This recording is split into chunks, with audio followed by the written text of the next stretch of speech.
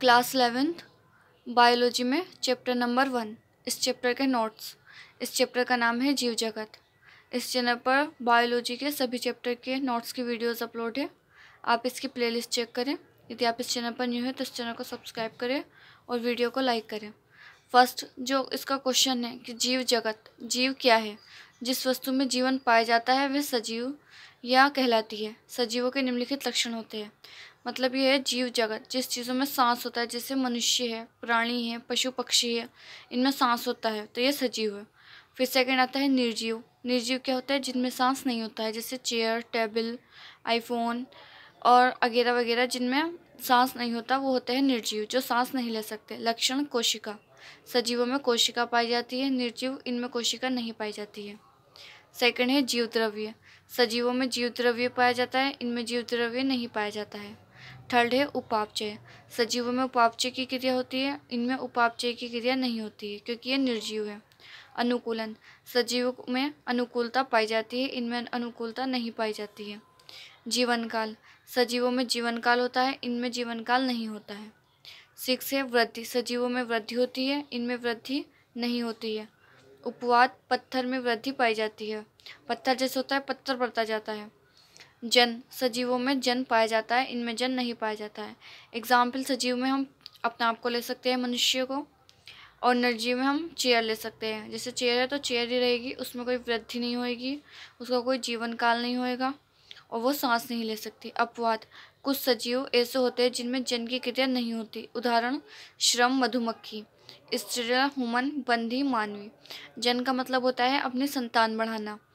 तो सजीव में आती है मधुमक्खी, लेकिन वो एक ऐसी मधुमक्खी होती है जिसमें जन की क्रिया नहीं होती है। फिर इसका नेक्स्ट टॉपिक है जैव विविधता। पृथ्वी पर जीवों के विभिन्न प्रकार के रूप जैव विविधता का निर्माण करते हैं। पृथ्वी पर अब तक लगभग 1.7 से 1.8 मिलियन अर्थात 18 लाख जीव प्रजातियों की पहचान हो चुकी है।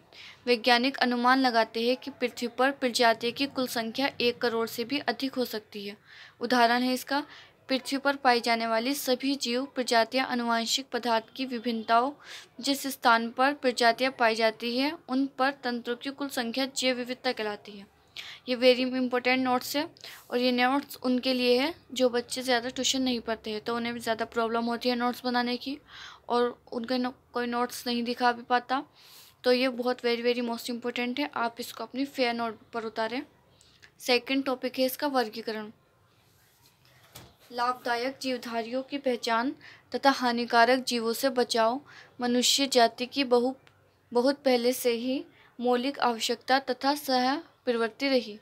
जीवधारियों को किसी एक आधार पर या विभिन्न आधारों पर समूह में रखना या उनमें भिन्नता पैदा करना या नाम देना प्रत्येक मानव सभ्यता की प्राचीन गतिविधियाँ रही है।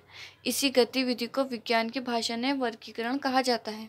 नोट है इसका, प्रत्येक प्रकार के वर्गीकरण में वर्गीकरण को प्रजाति को एक विशेष ढंग से समूह में बांटा जाता है, तब इनकी विशाल जैव विविधता का अध्ययन करना संभव हो जाएगा, जिसमें यह उस पुस्तकालय लाइब्रेरी जैसा हो जाएगा जिसमें पुस्तकों को उनके शीर्षक, विषय तथा लेखक के अनुसार व्यवस्थित नहीं किया गया।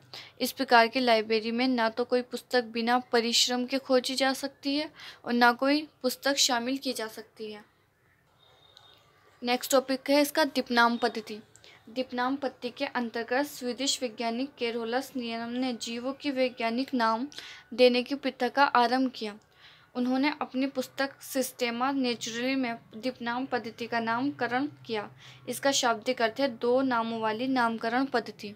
उदाहरण है आम का वैज्ञानिक नाम। ये मोस्ट इंपॉर्टेंट क्वेश्चन है कि आम का वैज्ञानिक कौन था। तो उदाहरण है आम का वैज्ञानिक नाम था उसका मेजिफेर इंडिका है। ये 1 नंबर के क्वेश्चन में पूछा जाता है शॉर्ट में। इसमें पहला शब्द जीव का वंश नाम तथा दूसरा शब्द उसका जाति नाम को प्रदर्शित करता है। नामकरण, जीवों का नाम देना नामकरण कहलाता है। फिर है सामान्य नामों की कमियां।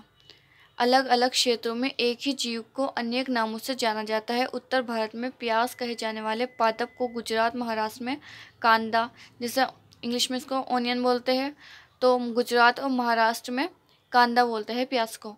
तमिल में वेंगय को गुजरात कन्नड़ में इरुली, तेलुगु में नीरुली कहा जाता है। इस प्रकार भारत की गरिया जापान में सुजेन तथा स्पेन में पाउडर के नाम से जानी जाती है।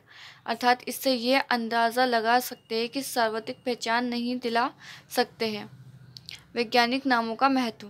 प्रत्येक प्रकार के जीव का केवल एक सर्वनामीय वैज्ञानिक नाम होता है जिसकी मदद से दुनिया के किसी भी भाग उसकी पहचान उसी नाम से सुनिश्चित की जा सकती है।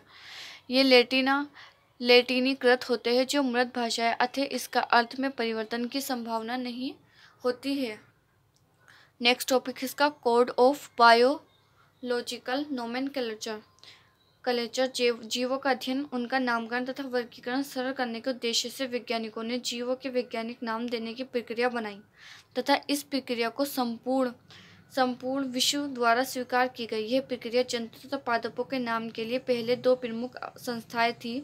फर्स्ट है ICZN international code of geological nomenclature. Second है ICBN, इसकी फुल फॉर्म है international code of botanical nomenclature.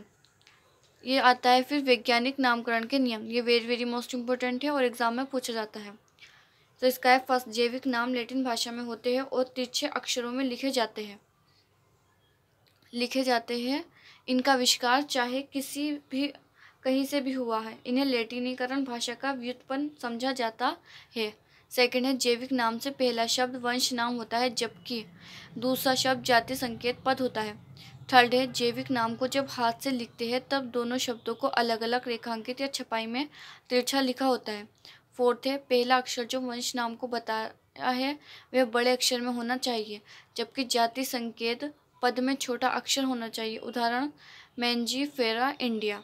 India में देखो, इंडिया एक वो है, सरनाम की तरह है, ये एडजेक्टिव है, तो इसमें आई बड़ा होना चाहिए था और इसमें स्मॉल दिया गया है। तो इसमें यही बताया पहला अक्षर जो वंश नाम को बताया है बड़ा अक्षर में होना चाहिए जबकि जाति संकेत पद में छोटा होना चाहिए।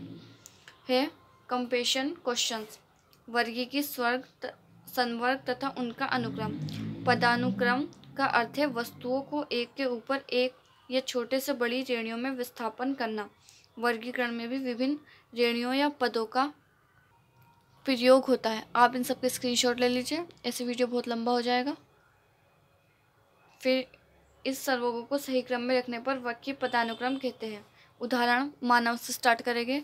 इसमें आएगा king Paul cried out for good soup. इसमें है जगत जंतु, संघ कॉर्डेटा, वर्ग मैमेलिया, गण स्तनधारी, कुल होमोनिडी, वंश होमो, जगत स्पेनियर, और इनके नाम इंग्लिश में भी लिखे हैं। तो आप इसका स्क्रीनशॉट ले लीजिए इस सारणी का। फिर यह घटता हुआ क्रम और यह बढ़ता हुआ क्रम। जीवों की संख्या में कमी होगी। सेकंड, जीवों के बीच में समानता पैदा होगी। बढ़ता हुआ क्रम, जीवों की संख्या में बढ़ोतरी होगी, जीवों के बीच समानता घटेगी। नेक्स्ट टॉपिक है इसका प्रजाति। प्रजाति को वर्गीकरण की इकाई माना जाता है। समान गुणों व आपस में नज़दीकी संबंध वाले ऐसे जीवों का समूह जो समान जीव पूल साझा करते हैं, प्रकृति में स्वतंत्र रूप से प्रजनन करते हैं। ऐसे अन्य समूह से जन्य रूप से अलग होते हैं एक प्रजाति का निर्माण करते हैं। उदाहरण नीम, आम, नारियल, कुत्ता आदि प्रजाति का प्रतिनिधि करते हैं। आप इन सबका स्क्रीनशॉट ले लीजिए। ये वीडियो अच्छी लगी तो इसको लाइक करें और चैनल को सब्सक्राइब करें। और यदि आपको किसी और चैप्टर की वीडियोस चाहिए उसके नोट्स की तो आप हमें कमेंट बॉक्स में लिखना। ये उसका उदाहरण दिया गया है। कार्निवोरा गुण में फेलिडी डॉग तथा कैनेडी कैट कुलों में रखा गया है। नोट, गण के सदस्य कुलों की अपेक्ष कम समानता प्रदर्शित करते हैं। वर्ग क्लास, अनेक संबंधित गणों का समूह वर्ग कहलाता है। उदाहरण कुतरने वाले जंतुओं का गण रेडिशिया कहलाता है। फिर संघ, विभिन्न संबंधित वर्गों का समूह फाइलम कहलाता है।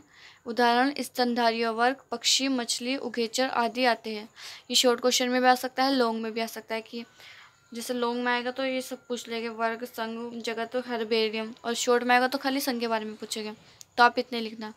संघ में विभिन्न संबंधित वर्गों का समूह फाइलम कहलाता है। उदाहरण स्तनधारी वर्ग, पक्षी, मछली, उभयचर आदि आते हैं। जगत है, विभिन्न संबंधित फाइलम के समूह को जगत कहते हैं। उदाहरण जंतु जगत में कॉर्डेटा, पोरीफेरा, आर्थ्रोपोडा आदि। हर्बेरियम पादप प्रदर्शों ऐसे संग्रह जिसमें पादपों को सुखाक भलीभांति दबाकर कागज की शीट पर अवलोकन योग्य रूप में परिलक्षित करके किसी मानवीय वर्गीकरण पद्धति के अनुसार व्यवस्थित क्रम में लगाना हर्बेरियम कहलाता है। यह हर्बेरियम के नमूने संबंधित जानकारियां भविष्य में अध्ययन के लिए सुरक्षित रखे जाते हैं।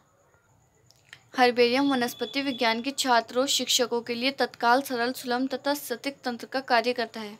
फिर वनस्पति अध्ययन, विदेशी वनस्पति अध्ययन, भारतीय वनस्पति उद्यान, नेशन बोटेनिकल गार्डन लखनऊ। फिर है संग्रहालय।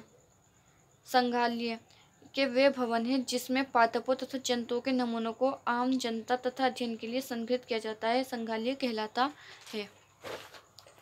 फिर इसका लास्ट टॉपिक है जूलॉजिकल पार्क, चिड़ियाघर। वह स्थान जहां वैज्ञानिक अध्ययन, संदर्भ, संरक्षण, आम जनता में जागृति तथा शिक्षा के लिए विभिन्न प्रकार के जंतुओं को रखते हैं, चिड़ियाघर कहलाते हैं।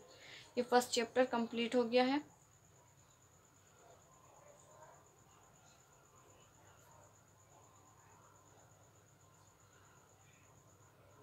यदि आपको वीडियो अच्छी लगी हो तो उसको लाइक करें और चैनल को सब्सक्राइब करें। यदि आप इस चैनल पर न्यू हैं तो इसकी प्लेलिस्ट चेक करें, इस पर सभी चैप्टर की वीडियोस अपलोड हैं। केमिस्ट्री, फिजिक्स एंड बायोलॉजी, ये कक्षा 11th वालों के लिए है चैनल।